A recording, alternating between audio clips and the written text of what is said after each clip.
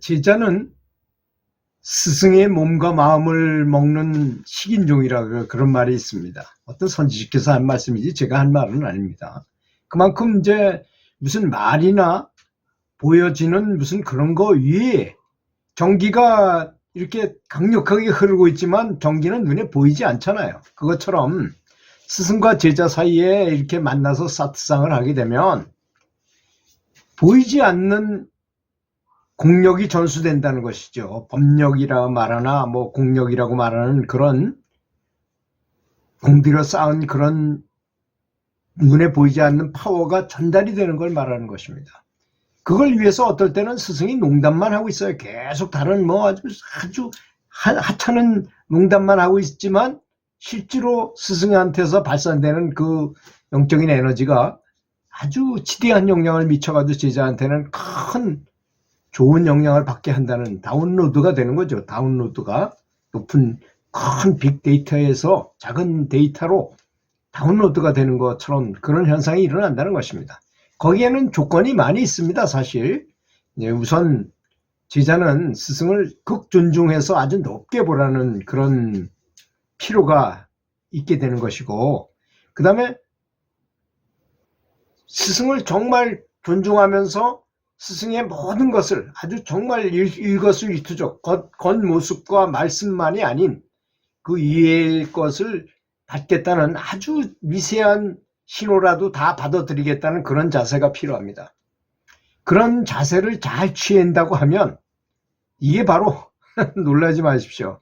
일부 등천의 비법인 것입니다. 저는 그렇게 배웠어요. 그 스승을 대하는 태도에서, 청법의 자세에서 그걸 배웠습니다. 그리고 무려 20년이나 30년 동안 산속에 올라가서 혼자서 도 닦는 사람 중에서 전혀 공부가 아닌 공부를 하는 사람도 있어요. 어떤 사람은 아주 공부는 열심히 하는데 성적이 안 올라가는 사람도 있잖아요. 학생이 학교 공부를 하는데 이 사람이 매일 책상머리에 앉아서 뭔가 공부하고 있는 것 같은데 성적은 하나도 안 올라가. 학력은 하나도 안 올라가는 경우가 있어요. 아주 확실히 있습니다. 반면에 어떤 사람은 별로 책상머리에 앉아있지 않고 늘 뭐 돌아다니고 뭐 이렇게 혼자 공부도 별로 안 하는 것 같은데 아주 성적이 좋은 사람도 있어요. 그거 왜 그럴까요? 그 메타인지력이 좋은 사람이 바로 그렇습니다. 메타인지력이 좋은 사람은 항상 이 중요한 것을 리바이벌 해가지고 몇 번에 걸쳐서 장기 기억 속으로 집어넣는 방법을 잘 알기 때문에 그런 것입니다. 그래서 우리가 왜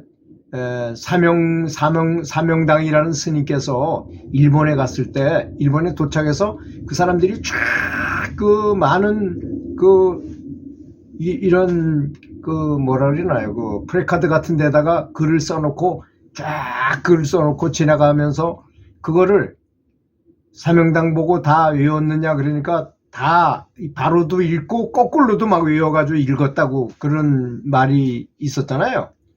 근데 사실 그거는 이렇게 명상을 참선을 오래 하다 보면 좌측뇌 우측뇌가 활성화되면 그런 현상은 아주 쉽다 그래요. 사진을 찍어버리는 거예요. 그러니까 사진을 찍었으니까 사진을 돌려서 보기만 하면 되니까 이렇게 읽어도 그만이고 이렇게 읽어도 다 그리고 어느 장면을 물어보면 그것만 딱딱 대답할 수 있게 된다는 거죠. 그렇게 신기한 듯 보이지만 사실은 신기한 것도 아니라고 그럽니다. 그 포토카피 능력을 알게 된다면 우측뇌가 개발되면 그렇게 된다는 것이죠. 저는 뭐 그런 신통력을 뭐 얘기하고 싶은 마음은 없지만 하여튼 그렇게 이 사람 마음에는 전수라는 개념을 잘 알고 있어야 된다는 것입니다. 그리고 한번 생각해 보세요. 내가 두통이 없어요. 두통이 없고 지금 행복하고 기분 좋아요. 그러면 내가 있는 걸 느낍니까? 두통이 없다면 내 머리가 있는 거를 느낄 수가 없잖아요. 안 그렇습니까? 머리가 있는 걸 느낄 필요조차도 없죠. 내가 나라는 것을 알 필요도 없게 되잖아요. 그런 것처럼 내가 사랑과 감사 속에 아주 푹 파묻혀 있어요. 너무나 행복해. 눈물이 막 나올 정도로 감동적인 순간이야 지금. 그러면 나를 잊어요. 어떤 책을 보다가 아주 감동적인 책을 보다가 감동적인 글을 읽다가 내가 그 감동의 물결에 푹 젖어 있을 때 나를 잊어요. 그걸 독서산매경이라고도 말하잖아요. 다른 측면에서 바라보면. 그런 것처럼 그래서 우리는 사랑과 감사일 때 명상이 저절로 일어납니다. 우리는 강제로 명상을 해서 행복하기를 바라지만 거꾸로 해야 된다는 거죠.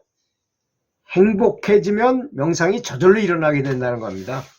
그 두뇌의 구조도 그렇게 생겼어요. 원래 두뇌 구조가 아주 행복하고 감사함으로 가득할 때 명상 속으로 가기가 쉬워요. 왜? 행복 호르몬이 가득한 상태니까. 행복 호르몬이 많이 나오게 하는 게 명상이라고 가정한다면 사실 또 그렇잖아요. 그렇게 얘기한다면 지금 제가 얘기하는 말씀을 이해하실 것입니다.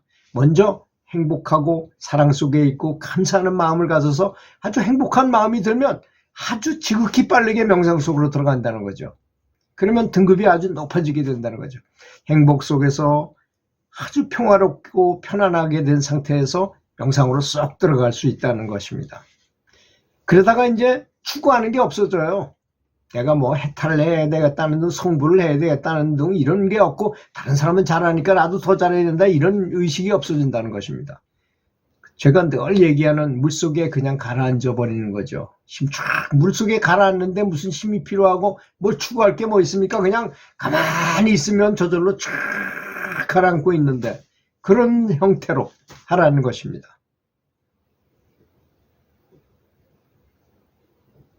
그런데 20년, 30년 동안 혼자 명상한 사람이 아무런 소득이 없는 경우도 굉장히 많습니다. 이게 아주 굉장히 중요한 개념이라고 저는 생각하거든요. 무기공에 빠진다고 이제 선사들은 얘기했어요. 이거는 영적 진보가 일어나는 게 아니라 그냥 어떤 상태에 빠져가지고 멍한 상태에 그냥 있는 겁니다. 그냥 정지 상태에 있는 거예요. 어떤 사람은 아주 산매에 잘 들어가요. 그래서 내가 여기서 지하철을 탔는데 종착역까지 가기 일수고 뭐 그래요. 근데 그 사람은 아주 굉장히 높은 등급에 있는 줄 알지만 이렇게 사랑과 감사 속에 있지 않고 그렇게 들어갔다는 거는 그냥 정체한 것에 불과합니다. 그것은. 그런 경지에 속으면 안 됩니다. 그래서 명상을 오래 한 사람들 중에 이런 사람이 있어요. 직업도 명상이고 뭐 직업이 없어요. 그냥 오직 직업이 명상하는 거야. 취미도 명상이야. 그리고 습관도 명상이야. 버릇도 명상이야. 뭐든지 하면 다 명상으로 생각해. 세상 일에는 전혀 관심이 없고 세상사가 어떻게 돌아가는지도 전혀 몰라요. 그렇게 습관적으로 명상하는 사람이 무기공에 빠지면 20년, 30년 돼도 아무런 진보가 없습니다. 제가 깜짝 놀란 점이 한 번 있었다고 말씀을 드렸는데 그게 뭐냐면 명상을 한지 스승한테 입문해서 명상을 한지 15년이 지났는데 어느 날 책을 써보자. 명상은 지혜를 얻는 것이라고 그랬으니까 그건 분명한 사실이잖아요. 명상하는데 지혜가 하나도 없다 하면 그 명상한 사람으로서 의미가 뭐가 있습니까? 그런데 책을 한번 쓰자. 왜 책을 쓰게 됐냐면 채식을 홍보하려고 보니까 유명한 사람이 아니면 말을 뭐 강연도 못하고 누가 말을 들어주지도 않아요. 그래서 내 스스로 그럼 유명한 사람이 한번 돼보자. 까짓까 명상했는데 지혜가 있는데 그거 못할 게 뭐 있냐 이런 생각으로 책을 써려고 글을 써보니까 내가 아는 게 아무것도 없는 거예요. 그때 실망이 아니라 절망했습니다. 저는 절망. 이야, 명상해가지고 지혜를 얻는다는데 나는 아무것도 아는 게 없구나. 이럴 때 진짜 절망을 하게 되더라고요. 그래서 책도 보게 되고 왜? 책을 쓰려고 마음 먹었으니까. 지혜를 얻으려고 보니까 그런 도구가 없이 그냥 내가 생반대지로 진공 상태에서 뭘 끄집어낼 수 없더라 이겁니다. 그래서 공부하고 뭐 좋은 정보들을 많이 캡처하고 이렇게 할 수밖에 없게 되더라고요. 그렇게 고민하고 그걸 숙고하고 연구하고 계속 고민했더니까 지혜가 슬슬 살아나기 시작해서 제가 책도 한 권 쓰게 되고 또 강연을 하면 사람들이 박수를 굉장히 쳐주고 공감을 해주는 일이 벌어지게 되더라고요. 그래서 지혜는 구해야만 얻어지는 거구나. 성경에 나온 것처럼 두드려라 그러면 열릴 것이다. 노력하지 않는데 하늘이 그냥 줄 리가 없어요. 하늘은 스스로 돕는, 스스로 노력하는 사람을 돕습니다. 그런 걸 제가 뼈저리게 느꼈어요. 그래서 그 명상에 대한 개념을 아주 정확하게 해야 된다는 게 너무나 중요하다는 것을 제가 아주 절실하게 느꼈습니다. 그래서 제가 유튜브 하는 이유도 바로 그겁니다. 그냥 아무런 생각 없이, 대책 없이 그냥 무조건 명상. 또 한 스승의 말씀만 듣고 하다 보면 여러 군데 여러 스승과 조화를 이루게, 사실 진리라는 건 태양과 같아서 누가 어디서 바라봐도 다 태양인데 말하는 방법만 다를 뿐인 것입니다. 안 그렇습니까? 근데 어떻게 말하는 게 나를 딱 때리는 게 있는 거예요. 그 부끄러워하지 말고 그걸 죄책감을 느낄 필요가 없습니다. 어떤 방법을 써서라도 해탈만 하면 된다고 스승께서도 말씀하셨기 때문이죠. 당연하잖아요. 어떤 방법을 쓰든지 간에, 어떤 도구를 쓰든 어떤 방법을 쓰든 간에 굉장히 중요한 개념이라고 저는 생각합니다. 아마 기독교에서 항상 기뻐하라, 쉬지 말고 기도하라, 범사에 감사하라 같은 너무나 좋은 말씀을 사용하지 않는다면 그 바보 아닙니까? 그렇게 좋은 말을 왜 사용 안 합니까? 불교에 자비심이 곧 열애니라. 자비심이 곧 부처라고 그랬고, 아까 제가 말하는 것도 사랑과 감사가 푹 빠져 있으면 나를 잊는다 그랬잖아요. 내가 없다 그랬어요. 그런 상태에서는. 그럴 때만이, 내가 지금 책을 너무 재밌게 볼 때 나를 잊어버리잖아요. 그걸 삼매라고 말하는 것입니다. 그렇잖아요. 그러니까 행복하기 위해서 명상을 해야 된다는 거죠. 결론은 행복한 상태를 만들어서 명상으로 들어가라 이겁니다. 들어주셔서 감사합니다.